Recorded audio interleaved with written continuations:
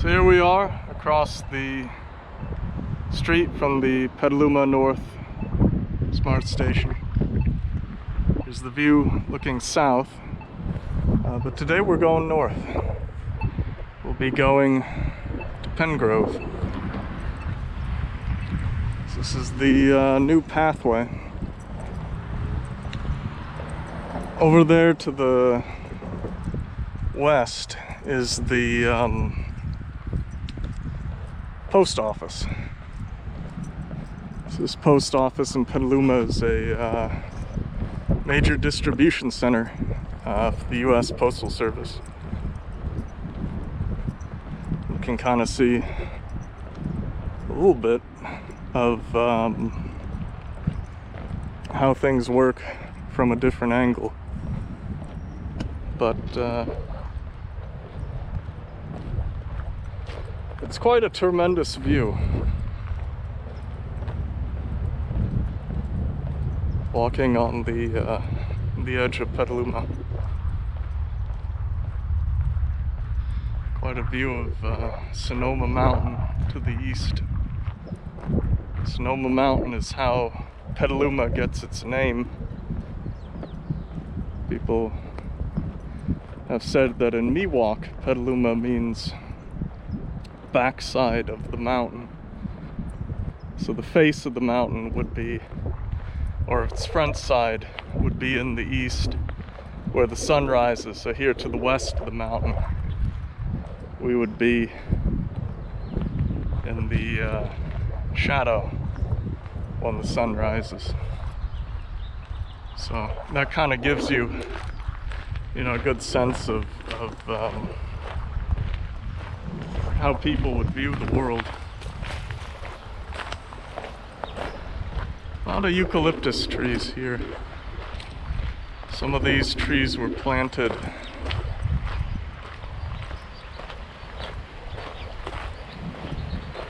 quite a while ago, maybe the 1950s or 1970s. Some of these don't look too old, but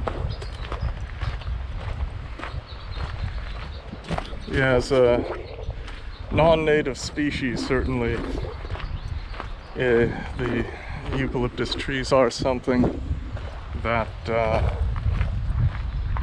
as they die, you kind of just get rid of them and then get ready to plant something that's native.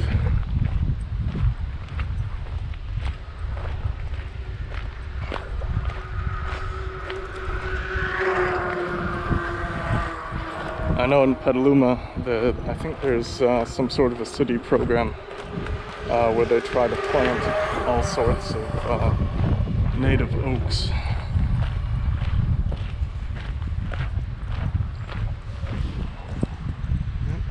Well used cycling path.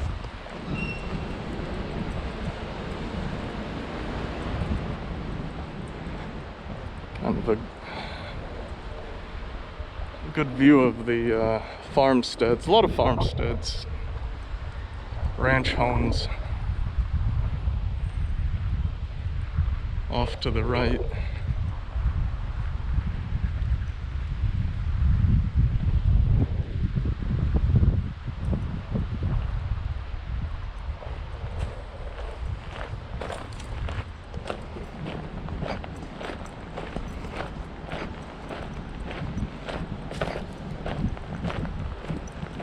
Of course, right next to the post office is the FedEx. This is also, I think, some sort of a logistical center. I do know that if you go to the Petaluma Airport, there usually is some sort of a FedEx plane receiving packages. So it is quite a Petaluma is definitely a town that's it's not that big, but there is a certain amount of activity going on here. It isn't It isn't all just cows and chickens.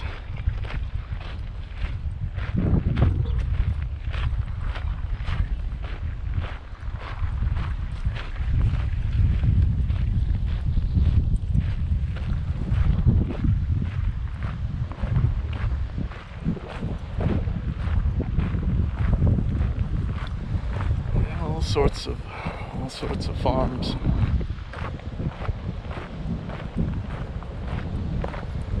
Just an old pile of wood. You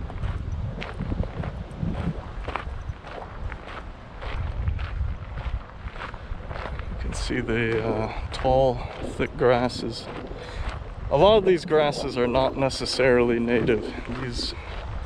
A lot of these thicker grasses we see are the descendants of grasses that the Spanish would have brought in with them. Wild grasses that they would have used to feed their horses. It was all those grasses that was part of the reason that the horse population in Petaluma, not Petaluma, but throughout California basically exploded during the Spanish period. There was just so many, such a tremendous number of horses. This building coming up here, this would be the brewery for Lagunitas.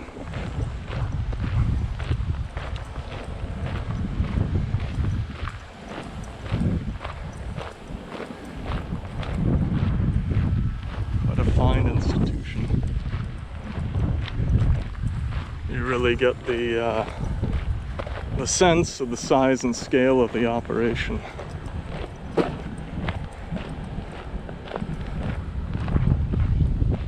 Out over here, you can see more of the various farmsteads. I think that hill over to the right, that'd be that's the one Ellie Road goes over. Yeah. Quite a lot of wildlife, even if these are people's fields.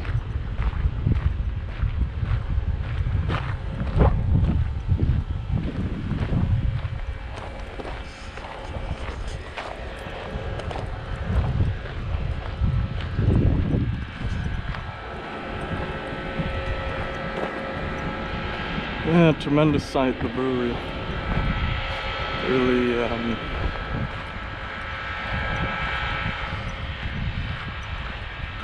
of course, you know, online you can't smell it, but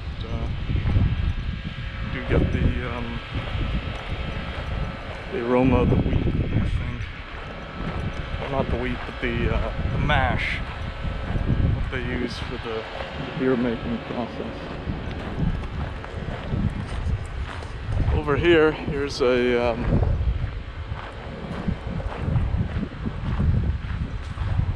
farmer who's got a certain amount of solar panels.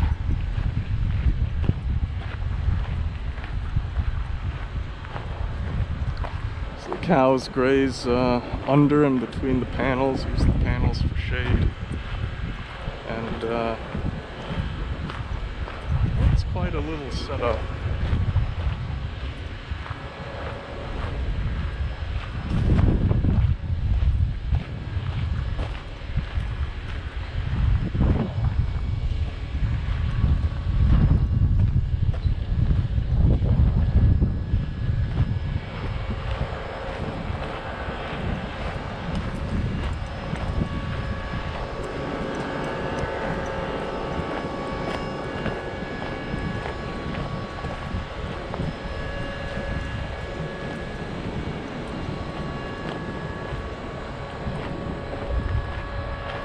We're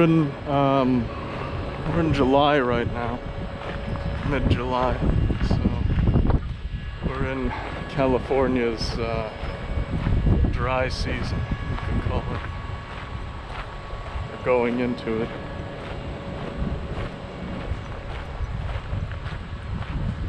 I do sometimes like to film, you know, in winter and spring, just because that's when the hills look all green. But you know, it's one of those things where you know, each person kind of has their own preference, I guess. It takes a lot of rain to keep everything looking nice and green. And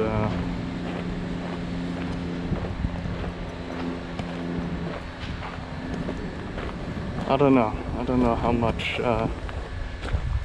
much rain, you know, everyone would be willing to bear. But certainly I do appreciate it when the hills turn green.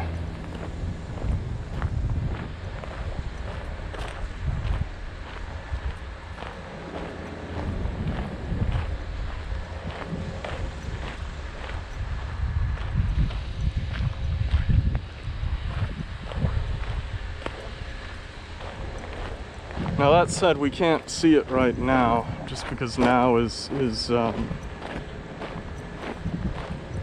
little after midday.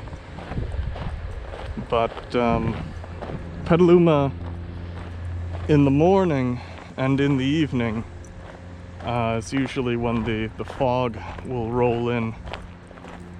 Petaluma is a very unique location on the California coast. There's only really a couple of places where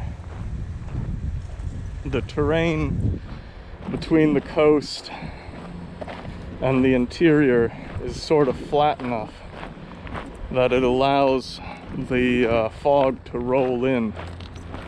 Petaluma, it's like that because there's hills. There's some hills on the coast, not too tall,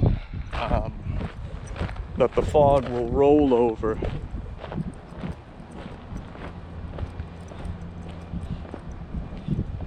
Honestly, I have no idea what that is. I think it was an observatory or something. Anyway, yeah, there's some smaller hills on the coast that the fog will just sort of roll over.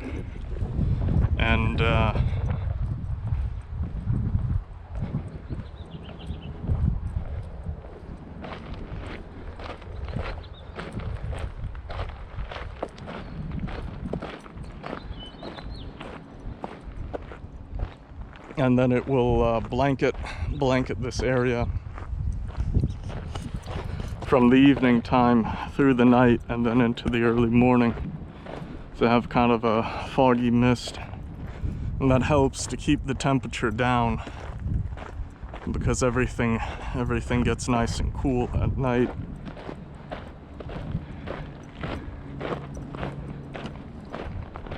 So it's something, you know, if you live in Petaluma, you don't necessarily think about it. But if you're even driving to the neighboring towns, driving south to Novato, you can usually notice the temperature will increase by 3, maybe 4 degrees Fahrenheit. And driving north, though, to Penngrove or to Katati and Rohnert Park, those places will still receive the nice cooling fog from the gap. But as you go further north towards Santa Rosa, that's when the temperature will really spike. It's not unusual in summer for Santa Rosa to be 5 or 8 degrees higher than Petaluma.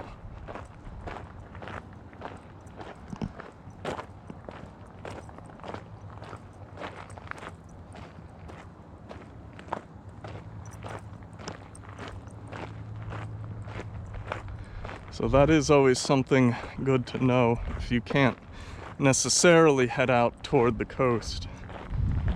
Even just being in Petaluma, it offers a little bit of reprieve from the heat in summer.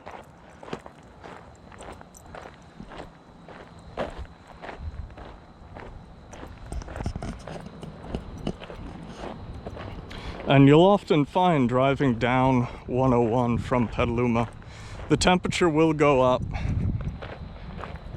and it'll get warmer as you go further south, certainly into San Rafael.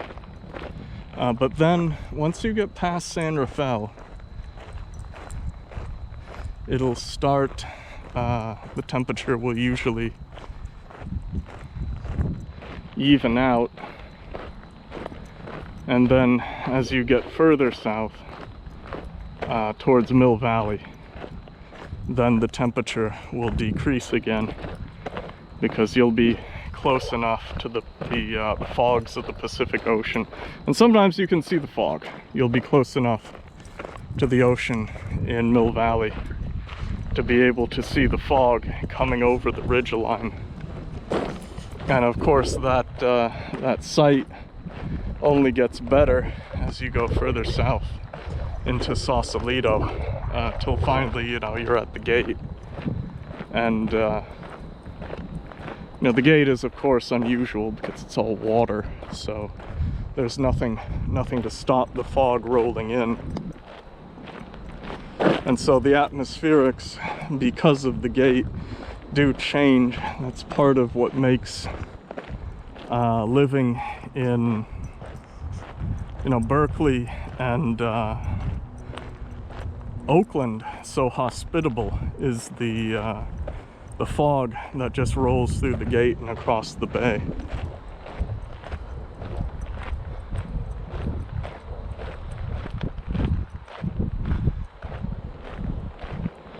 Really interesting, some of these houses. Spiral staircase, quite a view they must have, even from a little hill like that.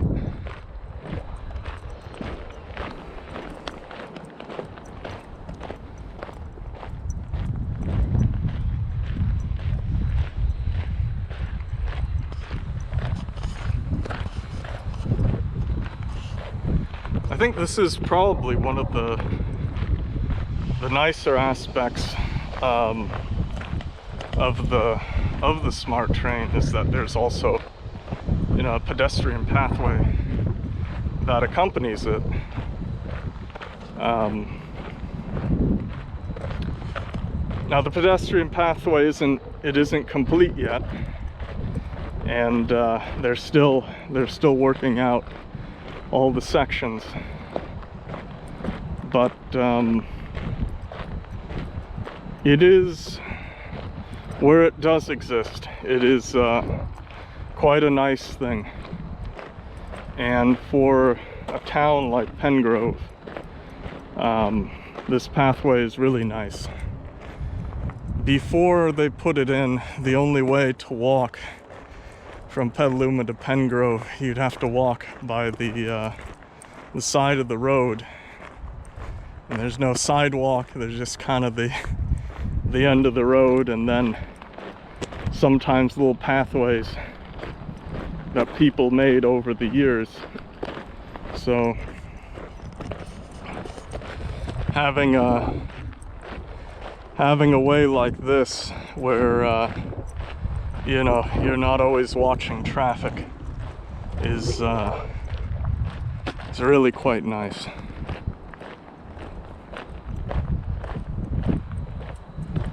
It's I mean, for the cost of making the rail line operational, the cost of this pathway wasn't too much more. And I think it makes the railroad really a more powerful line.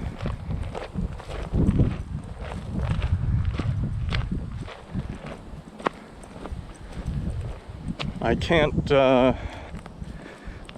say off the top of my head all the times where I've walked somewhere and I've always had confidence that I could just take the train back.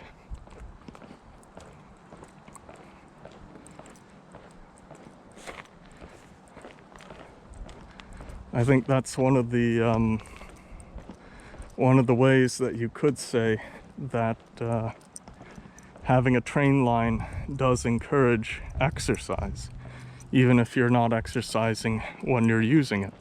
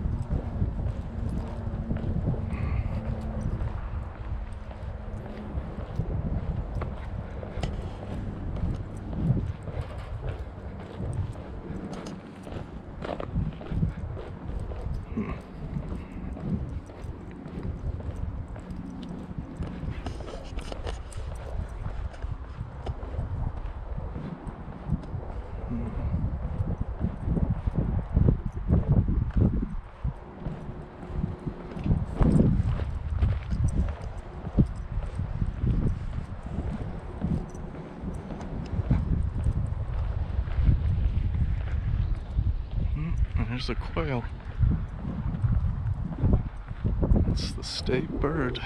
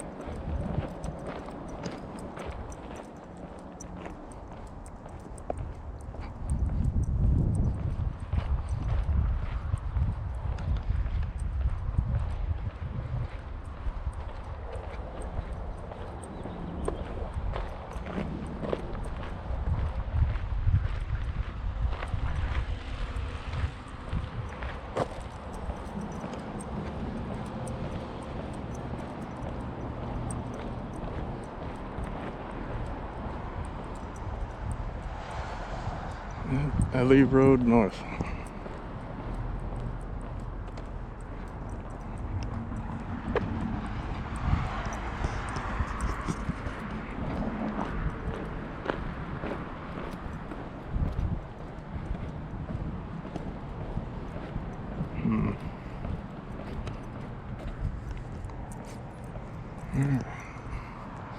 We'll just wait.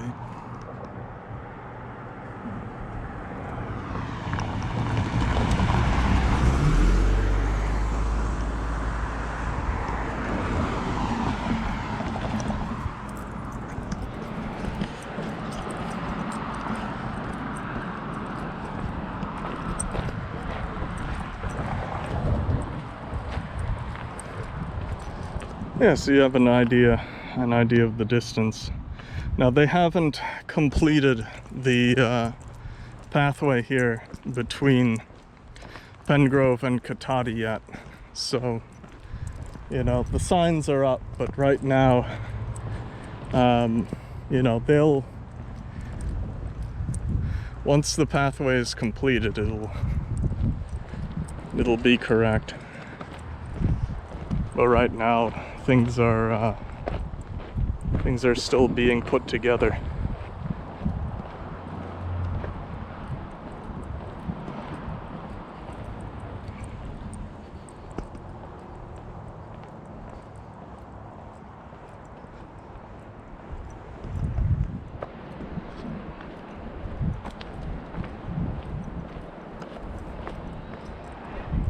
Still, a lot of tremendous views.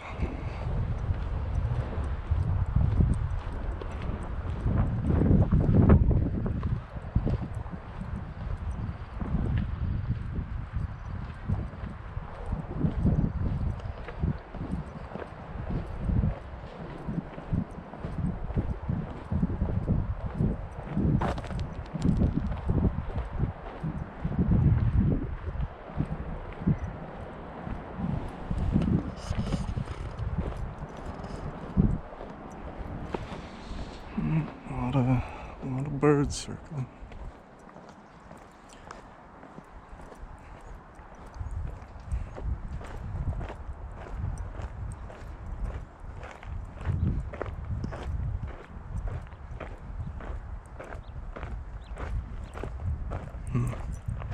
This must be like a little creek or something.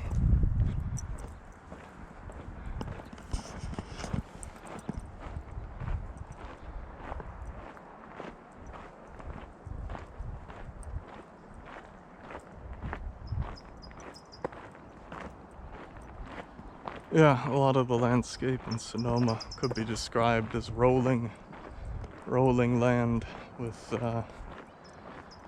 farmhouses here and there. And of course, you can tell where some of the roads are by where the trees are. Although not in this case, because in this case, this line of trees marks out a creek. So all the trees are have their roots firmly in the water, taking a drink.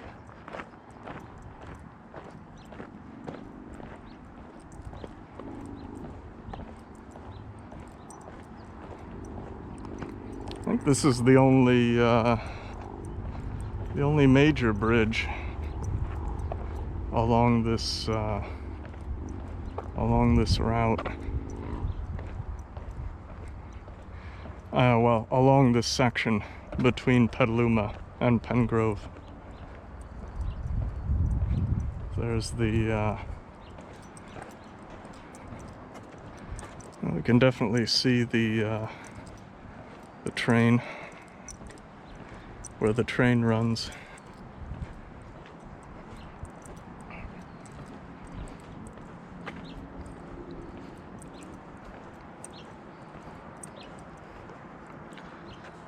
Yeah, not much water in that creek right now, but trees are alive, so.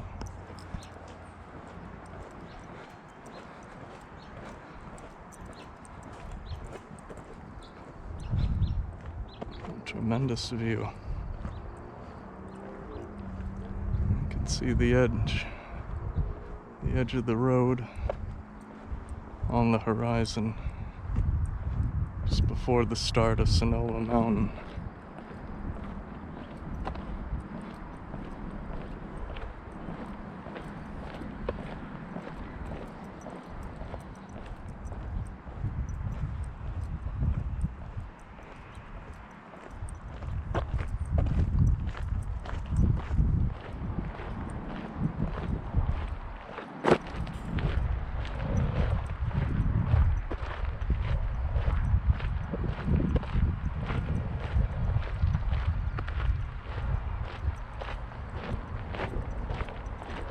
Petaluma is, of course, it's a ways from where the coast is. I think just to get towards, I think from downtown Petaluma toward Tamales, it's got to be at least, let's see, Petaluma to Two Rock, that'd be the first step, and then Two Rock to Tamales. It's got to be maybe at least 25 miles, I think, to Tamales. So Petaluma it's a good distance from where the ocean is, but it's just got the right topography that the fog makes it in.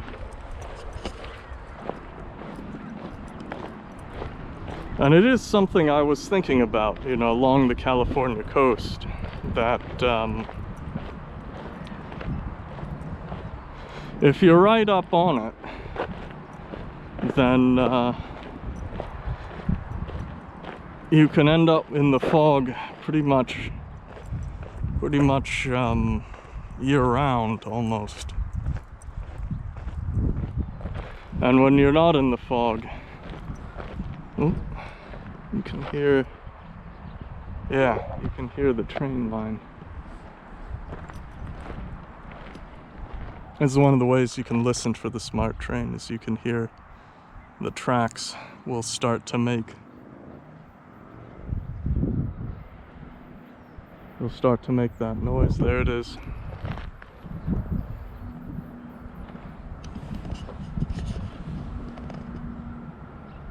Yep.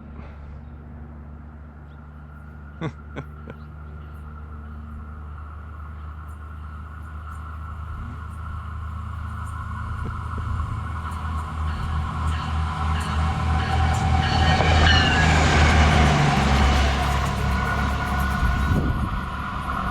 it goes.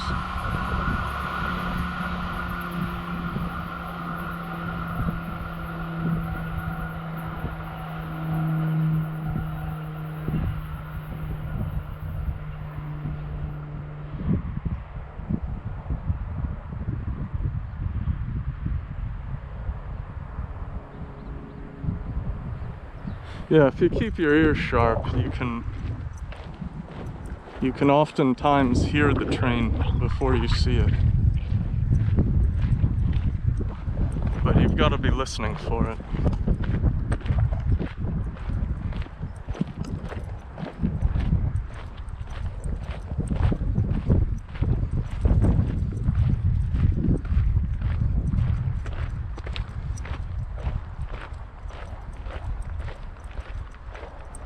Now there's no train station in Penngrove.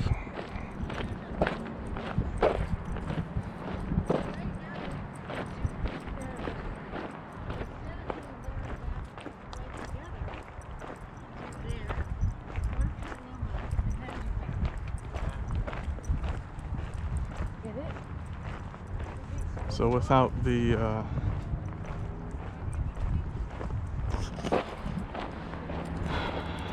the train station, the only way to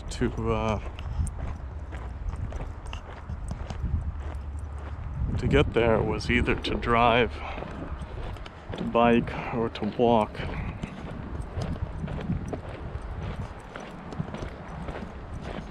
So having this path is really quite helpful for the residents, that it's just a safer way to get from A to B.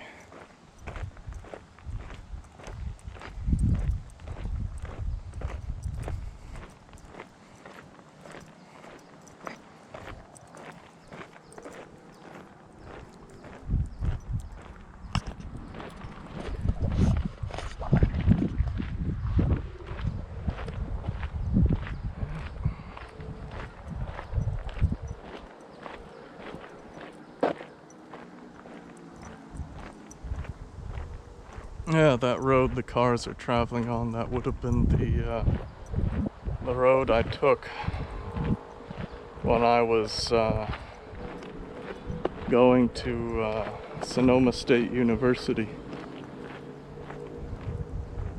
It's a nice little road. It'll take you there.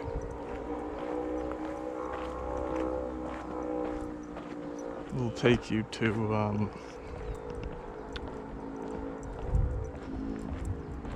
from Petaluma to the university in maybe 15, 18, 20 minutes, something like that.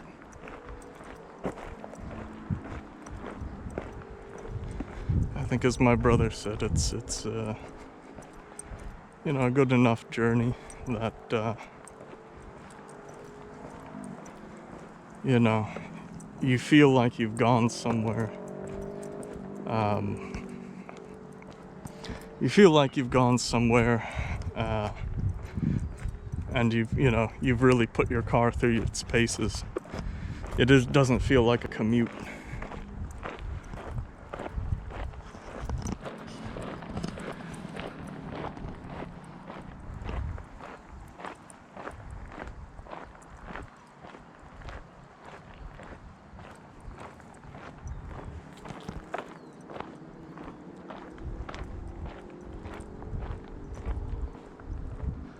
A lot of Sonoma is a lot of where the rail line is built, and for good reason, is basically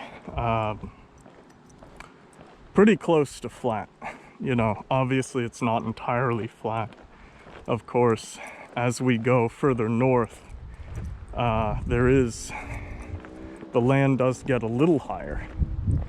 And as one would go further south, certainly towards Petaluma, the land would get a bit lower until finally, you're on the river. And as you're approaching the bay, the land will get lower still. But in general,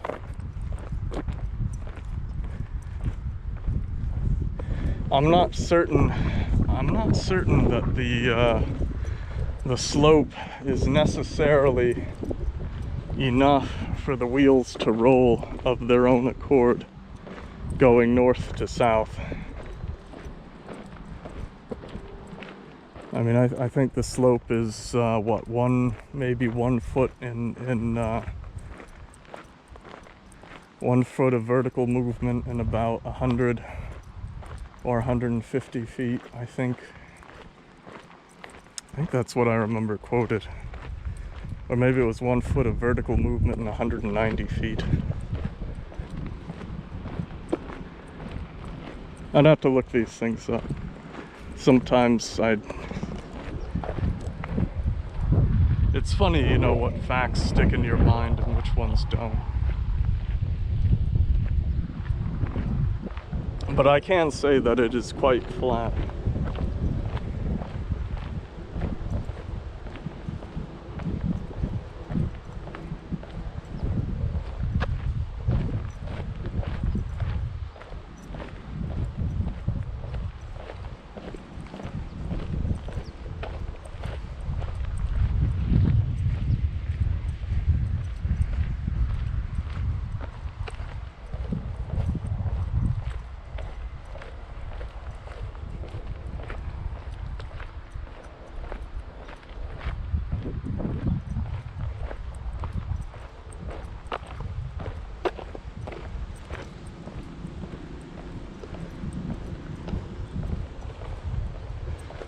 I do think it's tremendous to just to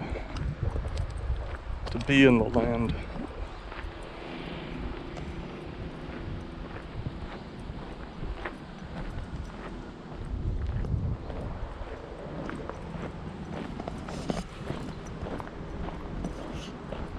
To a certain extent, I suppose it is a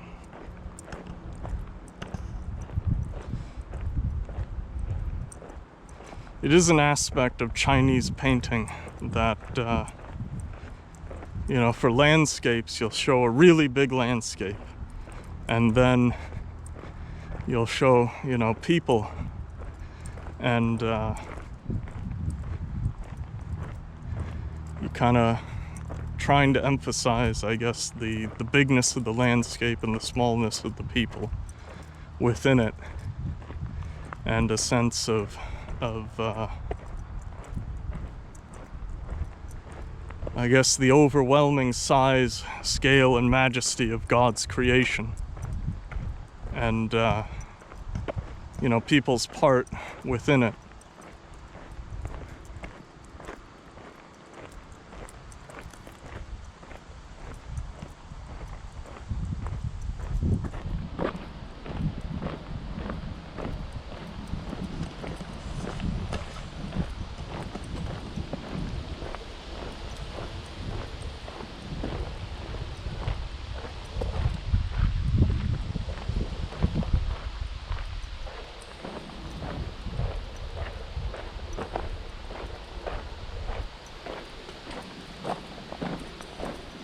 Even though, of course, you know, Chinese culture.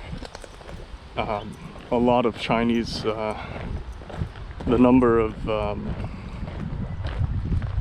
Christians is relatively small right now compared to the overall population. I do think that there is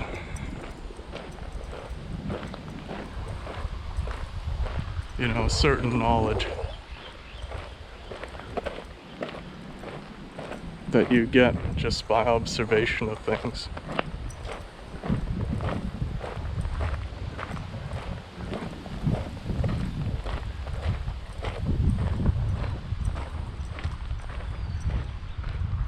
As long as you have an accurate observation.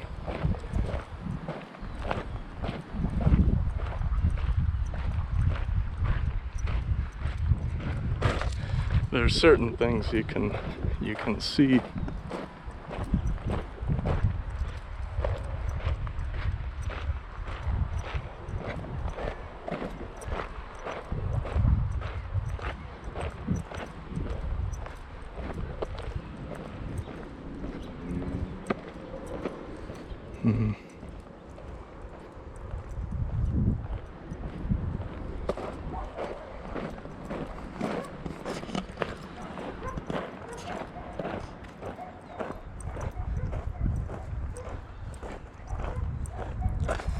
Palm trees and pine trees and eucalyptus, classic California.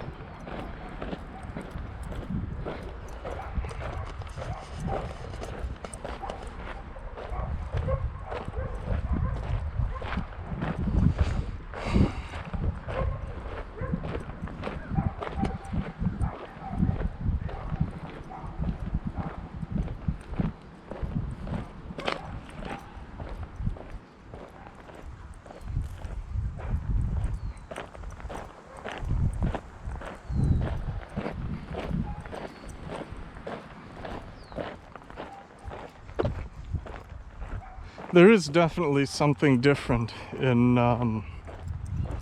you know, in walking a path as opposed to riding a bike. You know, when I'm riding a bike, I've got this camera. It's basically fixed to the bike, and I can't really turn to show you things.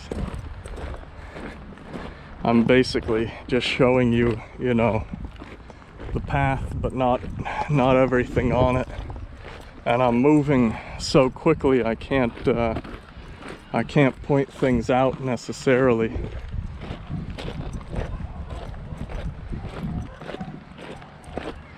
I think, even though I haven't filmed it, I think just the experience of walking has been, for me, pretty tremendous, just because it's at a comfortable pace. There's a certain slowness to it, to moving at about, you know, a steady 3 miles an hour.